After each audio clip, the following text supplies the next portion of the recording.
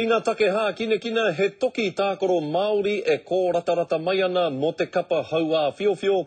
Engari hei tā hau Zaya Gia me aro tahi tonu tōna kapa kia tutuki ai te moe ā. He uho pūmanawa ia ki ngā reanga whakatipu. Engari e whakapono ana hau Zaya Gia e haratana tua i te tua takitahi.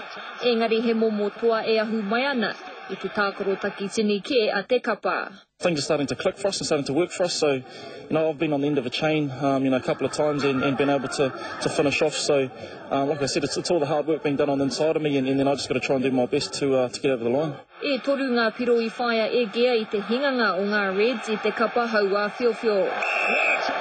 E me ana tana kaiako a Colin Cooper, e tika ana kia urua gea ki ngā whakaaro o ngā kaiako o te kapa o Pango.